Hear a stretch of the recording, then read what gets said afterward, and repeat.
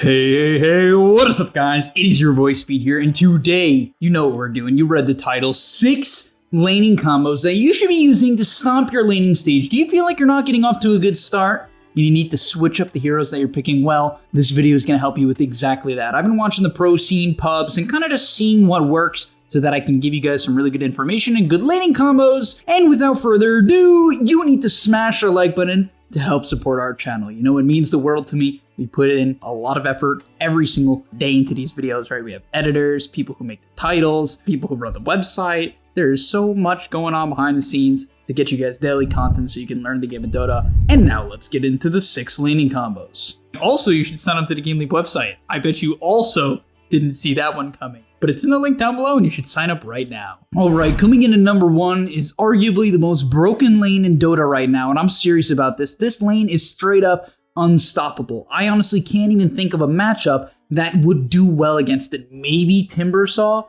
like maybe you could pick Timbersaw to do well against it, but even then, if they play it right, they'll crush him at level 1 and level 2, and that's Slardar IO. So let's think about it. Why is this lane so dominant, and why does it just right-click everyone to death? Well, it's mainly based around the fact that Slardar and IO both have hard level 2 spikes. I would argue they have 2 of the hardest level 2 spikes in the game, like top 5. Both of them are probably top 5. Maybe Faceless Void is up there with them. What are some other good heroes with level 2 spikes? I can't really think of any at the moment. Maybe SF?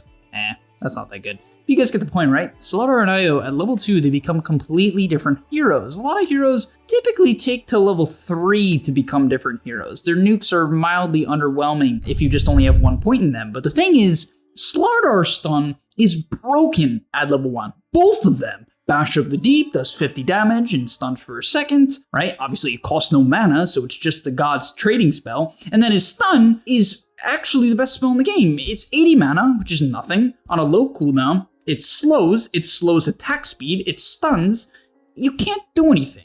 And then, what makes this even more broken with IO? Well, Slardar has high movement speed, right? You tether, now you have even higher movement speed. When you sprint, mid-game, laning stage, whenever it is, right? Whenever you turn on Guardian Sprint from Slardar, you and IO zoom, because IO amps your movement speed even more. Everything works. And the last and most important part to this combo is Overcharge. Right? That's IO's third ability. It's an active. It costs 40 mana. At level 1, it gives some sort of HP regen. Who cares?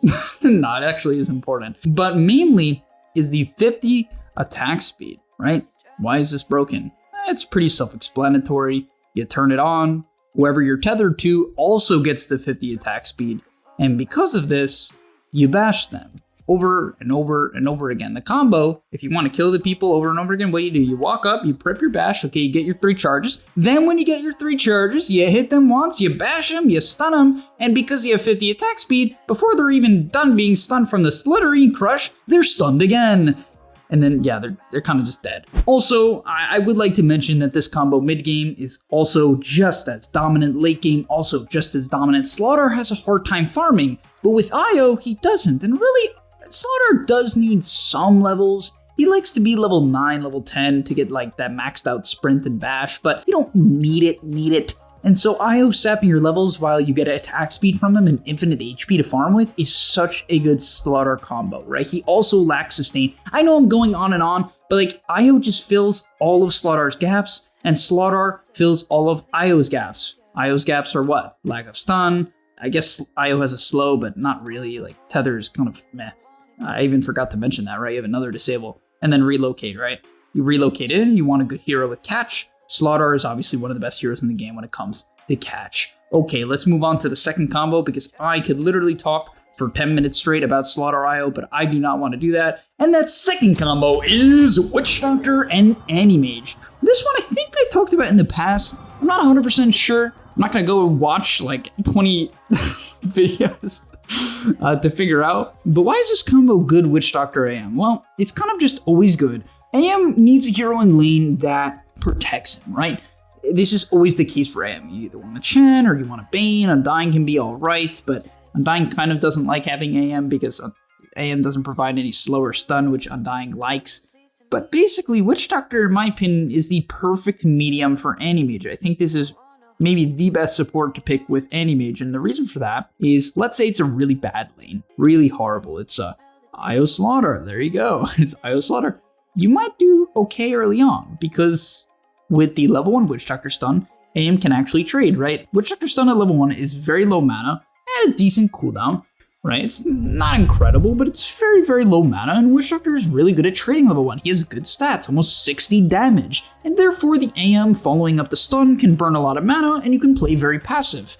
Or if the lane is going extremely well and you're crushing some Darkseer, right? Let's say you counterpick Darkseer with Anti-Mage, what you can do is you can go ahead and buy an Orb of Venom on the AM, Witch Doctor hits level 3, you Maledict them level 2, and they just die every single time. They can't even cast spells to get away because Anti-Mage has already burned all of their mana in combination with the Witch Doctor stun. So as long as you synergize your right clicks on the AM with the stun of the Witch Doctor, you'll slowly but surely win this lane. And last but not least, if the lane is really, really, really bad and you have no potential for aggression, it's fine. Witch Doctor can take his heal and heal the Anti-Mage. It's actually very underrated to take Witch Doctor heal. I don't know why people don't do it. I think it's because they see the potential of having stun and Maledict, but if you can't get any kills, just adapt. Take the heal. Don't max it, just put 1 point. Alright, next up on the list is the biggest kill lane in Dota 2. You can't run away because it's just a ton of disables and a ton of damage. And what this lane is it's specifically designed to just kill you at level 1, and that is Snapfire, Tusk,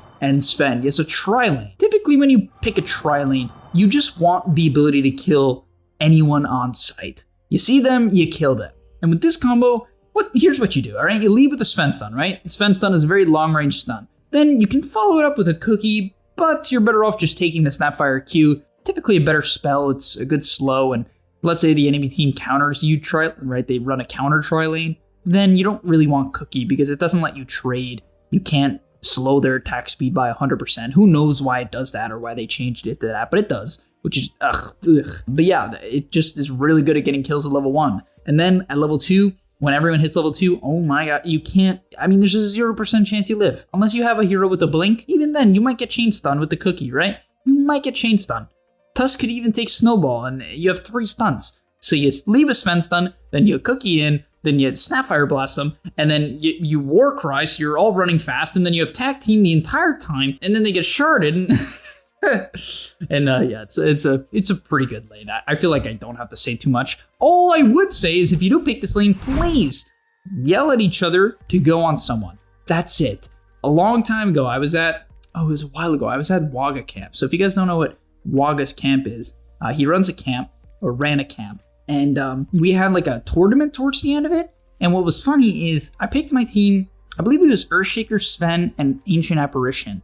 And it was, I want to blow my brains out. Like, they couldn't cast their spells together. All you need to do is cast your spells together and you kill everybody. Okay, next up on the list is Tiny and Techies. Yeah, okay, I know. Yeah, I mean, it is what it is. It's funny, it's good. I played pretty recently, it felt pretty good. You know, so that the Techies is the 4, you put some bombs in the side on the trees, and the Tiny is the offlaner. I know you guys have probably heard of this before, or you've heard of the notorious Magnus Techies combo. That's another classic. But yeah, I mean, it's good. It's literally just straight up good. The only downside to this lane is if they pick like Drow Undying, you're essentially guaranteed to lose hard. But if they pick like Phantom Assassin or Terrorblade, you toss them into some bombs and you blow them up. It's a lot of magic damage. It really, really is. And also, it's really good at creating space. I mean, this combo, it has so much wave shove. It really does. I mean, it sounds like a meme, right? But you have a ton of wave shove, so you can delay games if you need to. Let's say you can't fight the enemy team and you just want to stall. You have Techies bombs to cut waves, to defend towers. You have Tiny combo to shove waves, defend towers. And most importantly, you're so good at getting pickoffs, even in the mid game. You still can do the toss combo in the mid game where you toss people onto bombs. You still can do 1,000 or 1,500 magical damage and follow it up with the 500 damage blast off. What hero has 2 grand HP in the early game, right? Nobody. They're gonna die. And so it's kind of just legit. I actually think this combo is legit. Next up is what I like to call the lame lane. You just shove the wave and eat the creeps, and it's Doom Mirana. So here's what you want to do if you want to pick Doom Mirana and just do well. All right? You're gonna stomp the lane later on, but let's say you're level 1, okay? What you do is you pick Mirana, you take arrow, you arrow the range creep, right? So the wave is then going to shove into the enemy tower. That's what happens when you arrow range creeps. It's a very common strategy on support Mirana. It's not something far-fetched. You'll see it all the time regardless of if she's landing with a Doom or not. But in this case, the Doom is going to take Devour, and he's going to devour a melee creep. Then you're going to have 4 creeps, the enemy is going to have 2 creeps, and yeah, I mean, I guess that's kind of it. But you shove the wave under their tower, and then you side pull. It's really fun. I mean, that's my definition of fun. You know, people go out to bars on the weekends. I just like to devour a creep, and hour a creep, and then side pull to make sure that the enemy misses a little bit of experience. And then we hit level 2 slightly faster. And when we hit level 2 slightly faster, we can go aggressive because we're going to hit an arrow with the Mirana onto the enemy Slark. And then we're going to run at him with this little bit of Scorched Earth. And especially when we hit level 3, level 4, especially when the Mirana has 2 points in Starfall, do a lot of damage. And you're very sustainable. This lane is incredibly difficult to kill. It's also a pretty good combo in the mid game. You can use Mirana's ulti to invis the Doom so he can initiate in the fight. You know, typically that's his biggest issue. That's why he has to go phase boots for mobility and drums and then eventually a blink. So you can, you know, play that way. But Mirana's ulti can expedite the process. And so, yeah, it's a cool little combo to consider. And finally, last but not least, this is one I played recently. Pretty funny combo. It's dirty. Like, honestly, this combo is so dirty, and for a lot of reasons. There's a lot of synergy here. And it's Viper Bloodseeker. So the Viper is going to be the position 4. And I actually like Viper position 4. It's really good for farming. Like, if you're playing solo queue and you have no faith in your teammates whatsoever, or, I mean, I obviously it doesn't have to be the case, but, you know, people say that all the time. It's like, I don't trust my teammates. So Viper's really good if that's the case, because he's so good at farming. I mean, Nether Toxin is the best farming spell in the game for supports, hands down, right? Like, there's nothing else that competes, because you cast it once and it kills a camp, as long as you hit the creeps a bit. And it is so good. But okay, let's talk about the lane combo, because we're not just going to talk about Viper farming, even though it's fun. It's really fun. You can get really farmed. But this combo, what you do is, well, you have a couple options, okay? So at level 1, you could take Viper's Q, right? You could slow them down with poison attack, chip them down, do a bunch of damage. But the thing is, Viper's Q at level 1, pretty underwhelming. It doesn't do a lot of damage. And for 25 mana a piece, it's really not worth it most of the time, right? And so you're better off taking Nether Toxin. Here, it's kind of similar to the Doom Mirana lane, but it's legit. It's legit. At the rune fight, you put down another Toxin, you put down a Bloodrite, boom, rune secured. Wave starts, you Nether Toxin the wave, you Bloodrite the wave, boom, wave shoved. After that, you side pull, and what's really good about this is you side pull, and then you Nether Toxin the side pull camp, and then you get a full side pull camp worth of XP, reliably, at level 1 on Viper. Think about that. That's really strong. It really actually is legit.